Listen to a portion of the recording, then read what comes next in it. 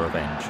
After heartbreaking the 2021 final, Chelsea have made their way back to Wembley Stadium for a third successive year, and this time they'll hope to leave with a trophy in their hands. Let's take a look at how they got there this time round.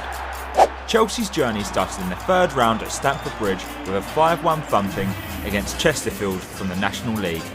Placed 91 places below them in the football pyramid, it was a tough outing for the Spireites, as they were outclassed with goals like this from Callum Hudson-Odoi. On to the fourth round, and Chelsea saw themselves drawn against League One's Plymouth Argyle. Plymouth made an early statement inside the first 10 minutes where Macaulay Gillespie glanced home a free kick to put the Pilgrims ahead, leaving Stamford Bridge shocked. Chelsea would eventually win in extra time thanks to a Marcos Alonso goal, but it wasn't without some nerves as Kepa Arrizabalaga saved a late penalty too.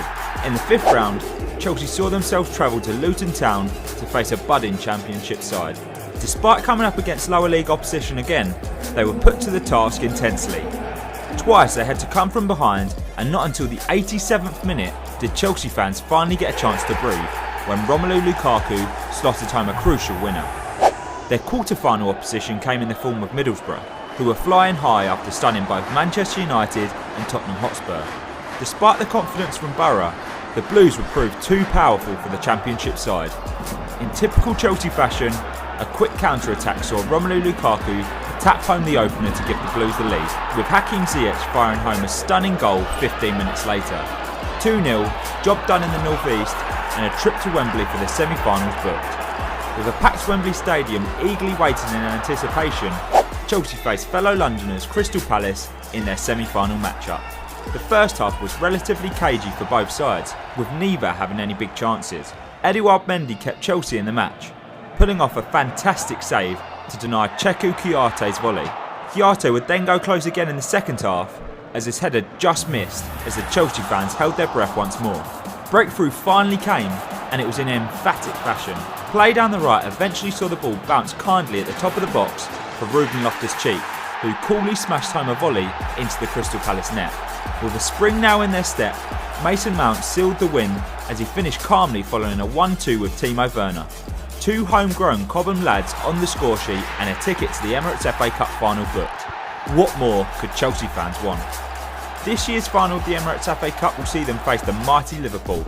How will their fortunes fare this time round? Let's see how they got here.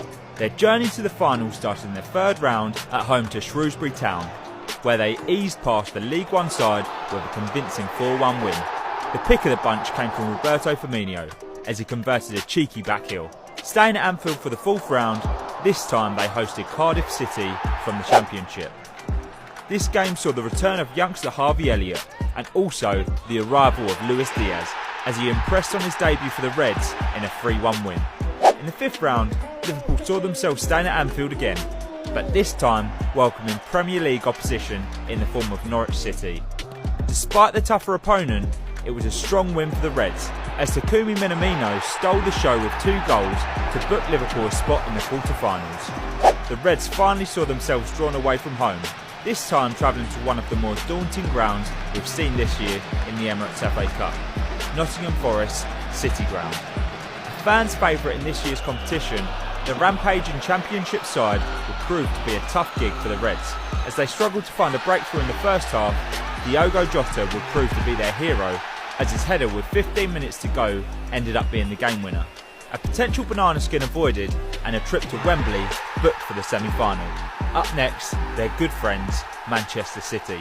With the sun beating down on a packed Wembley Stadium, the two big guns of English football went head-to-head.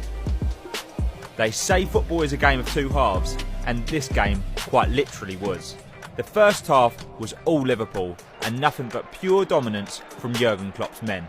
Central defender Ibrahima Konate opened the scoring for the Reds, as he rose highest to thump home Andrew Robertson's corner and send the red half of Wembley berserk. It wasn't long before a second arrived. However, this time it was the fault of Manchester City themselves. Goalkeeper Zach Steffen spent a bit too much time on the ball, and before he knew it, Sadio Mane had pounced to bundle the ball into his net. Only 18 minutes gone, and already 2 goals down in a semi-final, Manchester City were shell-shocked.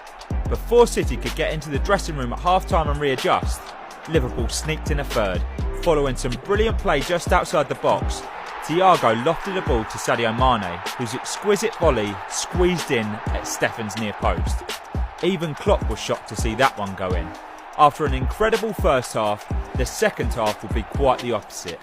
Manchester City came out roaring and got what they wanted as Jack Grealish fired home 2 minutes into the second half. City grew into the game more and more, and Alisson would make a save that could arguably be seen as a defining moment of the game. As Gabriel Jesus was put through to go 1v1 against his fellow Brazilian, the shot stopper saved brilliantly to keep the tie at 3-1. The final 15 minutes was nervy for Liverpool as Mohamed Salah missed a golden opportunity to end the contest while City scrambled to stage a comeback. The Blues would eventually pull one more back, with Bernardo Silva scoring in stoppage time, but there wasn't enough time left to find an equaliser. As they head into their first Emirates FA Cup final since 2012, how will the Reds fare against Chelsea?